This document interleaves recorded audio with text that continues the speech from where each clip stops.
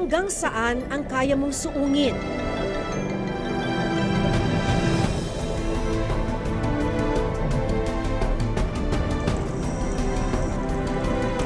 Gaano kalalim ang kaya mong sisirin? Ang mga batang ito nagmimina hindi sa ibabaw ng lupa, kundi sa ilalim ng dagat.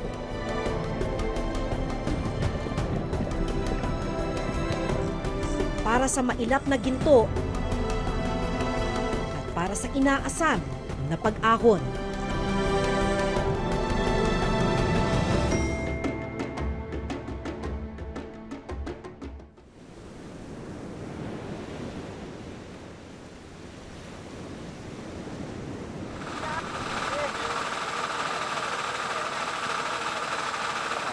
Pababa tayo, pupuntahan natin yung mga kubo yung sa tabing dagat. Kasi dun sa kubo, hindi yung mga compressor na ginagamit ng mga sumisisit para sa bundok.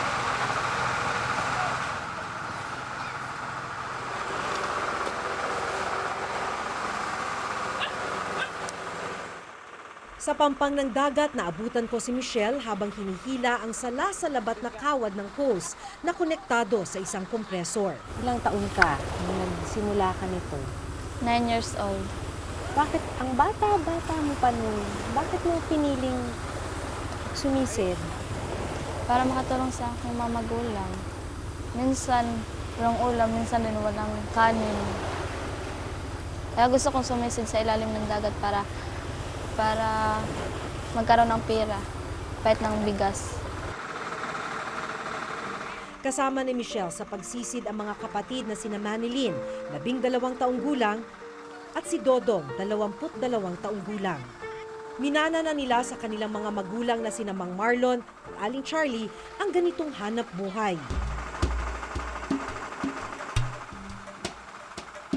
Suot ang gawa-gawang goggles at kagatang hose na magbibigay sa kanila ng hangin mula sa kompresor. Lumusong na sa dagat ang magkakapatid.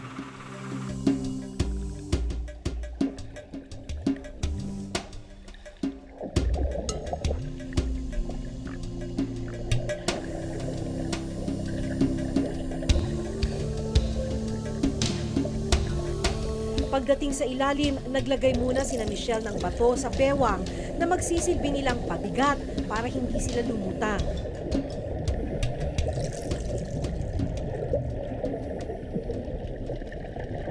Sa lalim na 15 talampakan, narating nila ang minahan.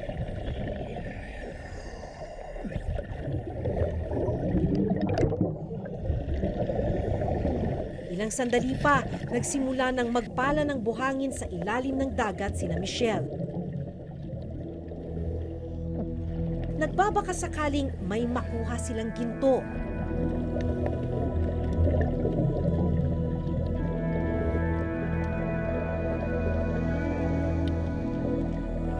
Makikitang nilalabanan ng magkapatid ang malakas na current ng tubig sa ilalim.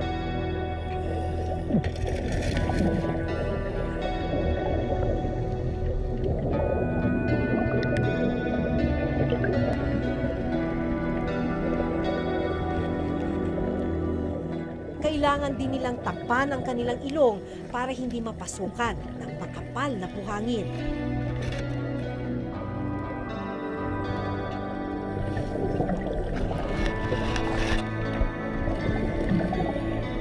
Pero isang bagay ang ikinatatakot ni Michelle. Natatakot ka ba na bigla kang mawalan ng hangin? Ano iniisip mo? Baka maputol ang hose o baka ma-off yung makina, maubusan ng hangin or maubusan ba ng gasolina. Anong gagawin mo sakaling mangyari yun? Tinuturoan lang ako na malakas lumangoy para kung musbong yung buhangin, pwede akong makaahon.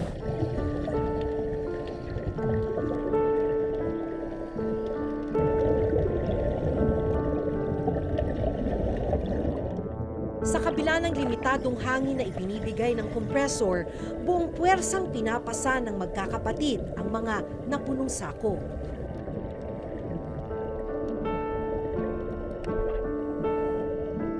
Gaano kahirap yun pagka kumukuha ka ng buhangin?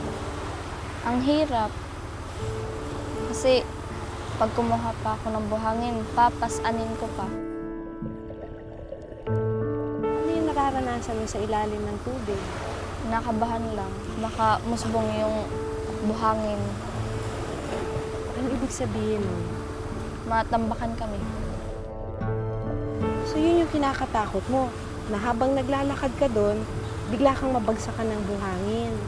Minsan bato. Yung iba natambakan ng bato. Pasa ng isang sako ng buhangin, dadalhin ito ni Michelle sa Pampang kung saan naroon ang tinatawag nilang banlasan o salaan ng ginto.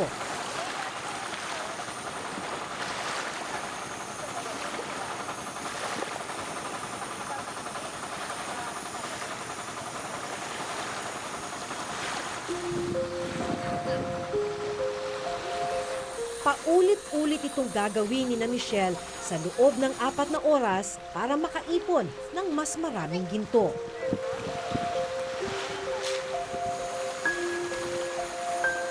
Grade 8 ngayon si Michelle, grade 7 naman si Manilyn.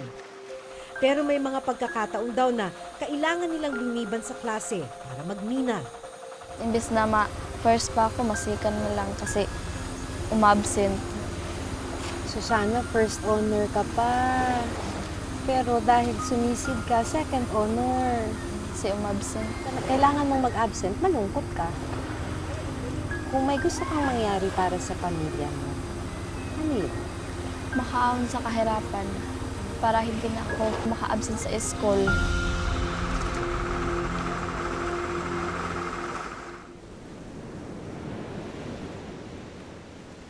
Nakasalalay ang buhay ng mga sumisisid sa mga salasalabit na mga host na ito.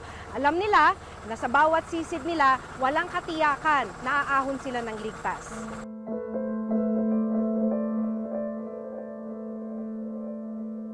Sa mas malalim na bahagi ng dagat na umaabot sa 30 talampakan ang lalim. Nagtutulungan naman ang mag-amang sina Mang Marlon at Dodong sa pagpapala at pagsasako ng buhangin.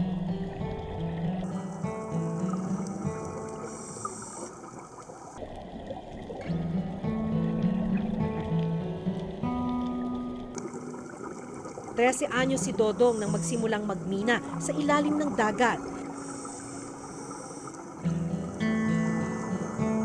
Kinailangan niyang tumigil sa pag-aaral para makatulong sa pamilya. Grade 6 lang ang inabot niya. Walang ikaw.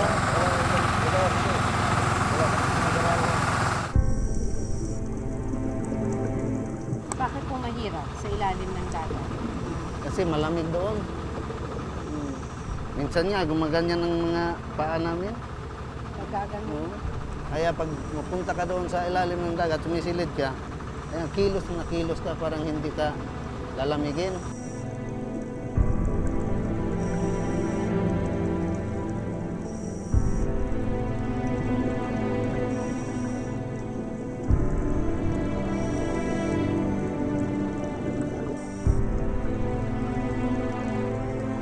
Pinatibay na sina Dodong ng bigat ng trabaho.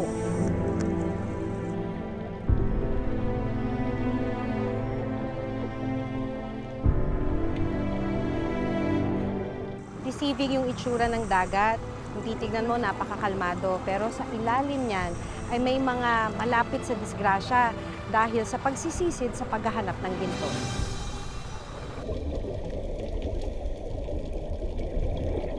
Aminado si Mang Marlon na nangangamba siya sa bawat pagsisid ng kanyang mga anak. Isip niyo po ba na sana ay hindi sila sa ganitong trabaho? Oo. Ano po yun? Gusto ko na hindi sila magaya sa akin.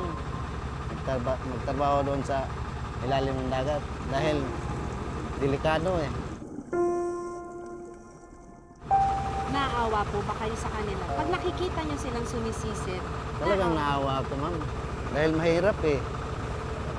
Kawawa naman aking mga anak magbuso doon. Kaya inanuhan ko nga sila, pinigilan ko nga sila na huwag na kayong magsaong, magsilid doon sa dagat. Mabuti pa, dito na lang sa baybay magbanlas. Nasa 3 dekada ng ganito ang hanap buhay dito sa lugar ni Namang Marlon.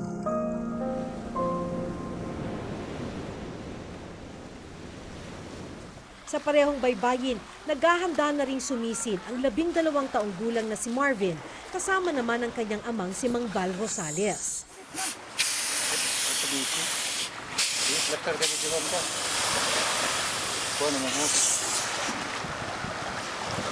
Wala ka mo pa.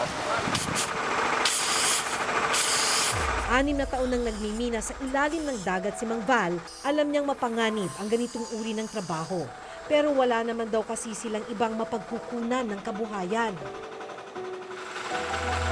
Ano ho ba yung pwedeng mangyari dun sa ginagamit ninyong hose? Halimbawa, yung makina pag naubusan ng diesel, papatay siya, ganun. Ngayon, pagdating doon, kung kinapos ka ng hangin, kailangan kumapit ka dito na makatabi ka kagad. Yan ang ginagawa namin. Nangyari na sa inyo yan? Oo. Ano nangyari sa inyo no? Ay, kahapon nga, sumabog to eh. Minsan kasi, pag magandang panahon, tulad nito tag-araw, medyo ang klima naman ng dagat, medyo mainit siya. Kaya kami minsan sumisisid kami ng alas 8, minsan umahon kami alas 12:30. O bakit puputok? Eh, sa sobrang init, ma'am. May init yun. Hinawakan mo kayo na doon, di ba mainit? Puno, yun. So puputok yung hose? Oo, yun. Pumutok kahapon? Oo, putukan ako. Ayun, Ay, parang may pumutok ganun. na nga, oh. Pumutok? Oo, ayun. Nasaan po yung ano niyan? Ah, Saan yung sumisisid? mahon yun. Ano ho nangyayari? Nakameter man eh.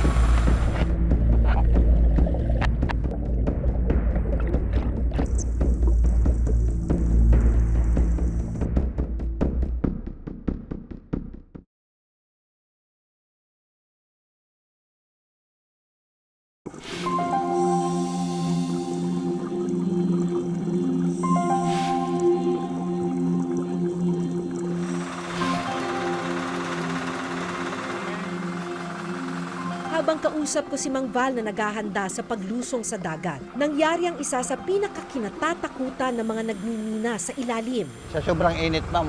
May init yun. Hinawakan mo kayo na doon, di ba mainit? Puno, yun. So puputok yung hose? Oo, yun. Pumutok kahapon? Oo, putukan ako. Ayun, Ay, parang may pumutok ganun. na nga, oh. Pumutok? Oo, ayun. Natuklasan na host ni na Dodong ang pumutok. Maingat na hinila ng inang si Aling Charlie ang hose ng anak.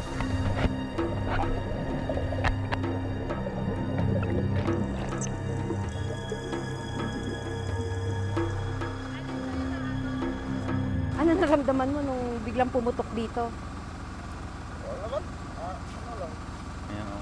Hindi lang nataranta. Hindi ka nataranta? Hindi ka natakot? Bakit hindi? Alam ko nang gagawin dyan sa ilalim. Ay, naku, may isa na naman!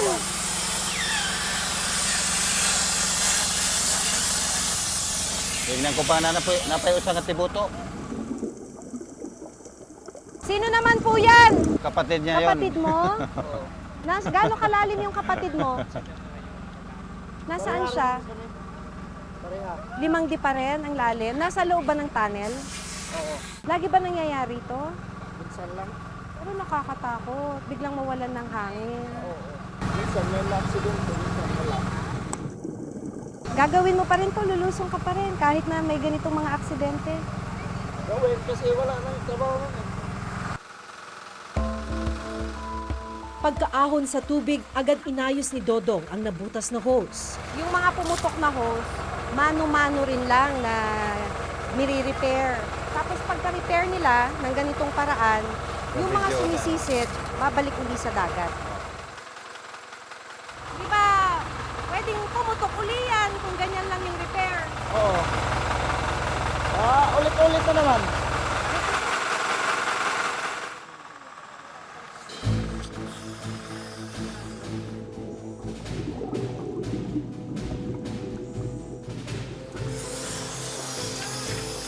Tuloy na rin sa paglusong ang mag-amang sina Mang Val at Marvin.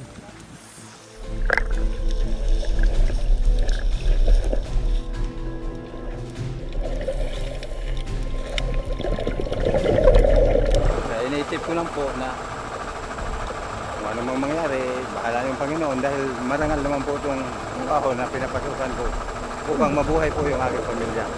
Kahit maliit lang po yung aking kinikita.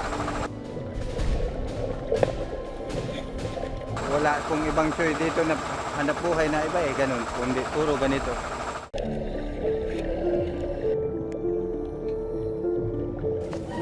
Absindra ko aron mo tabang. Wa mi kanon. Yung palit na magtambal. Gano'n ka kadalas mag-absent sa eskwela? Adlaw sa udto.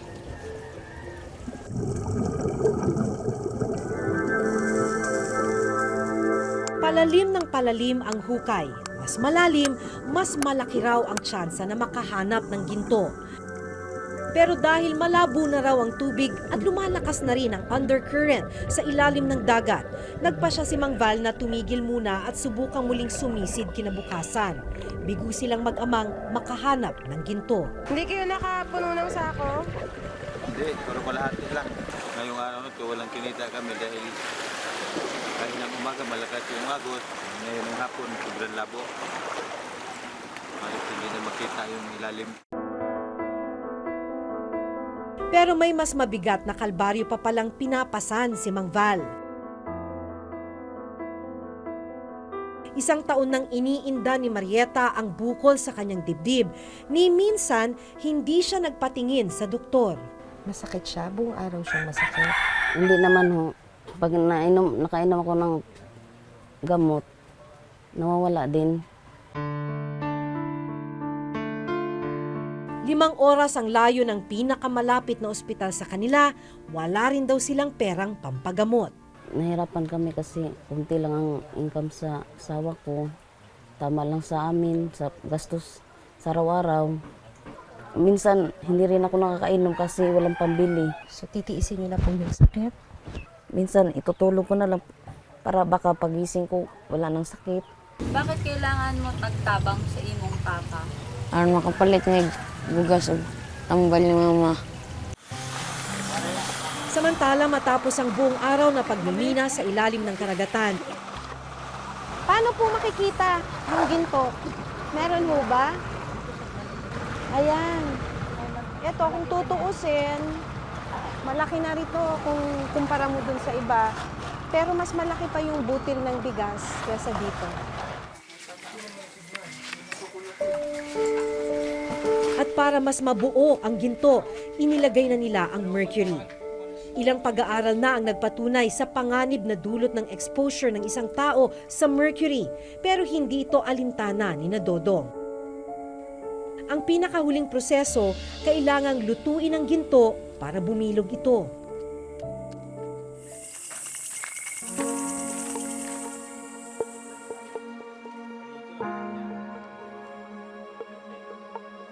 Sa mahigit 1,000 pisong bayad sa kanila, 1 to 10.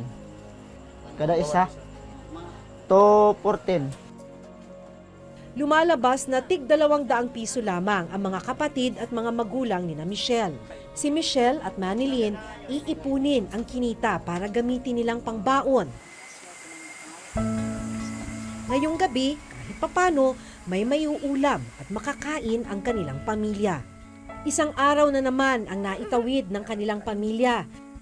Mag-iipon na sila ng panibagong lakas para muling makipagsapalaran kinabukasan sa karagatan.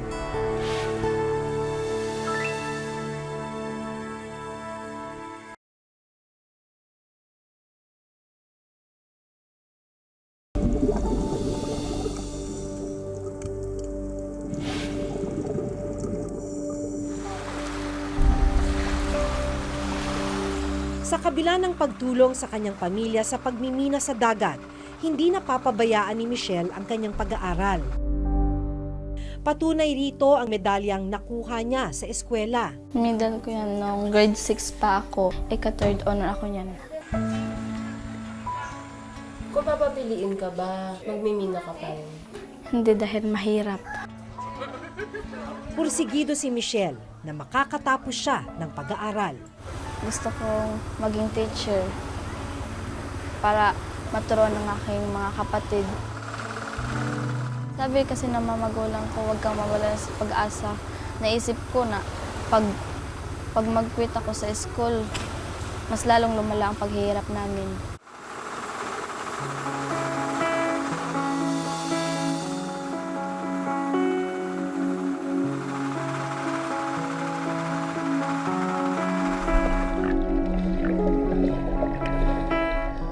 Ang kabataan daw ang pag-asa ng bayan. Pero sa kalagayan ni na Michelle, Manilyn at Marvin, saan nga ba tayo patungo? Sa ngayon, isa lang ang siguradong pinanghahawakan ng mga batang minero. Na ang bawat mabigat na sakong kanilang pasan at bawat mahirap na yapak sa karagatan ay patungo sa daang mag-aahon sa kanila mula sa kahirapan.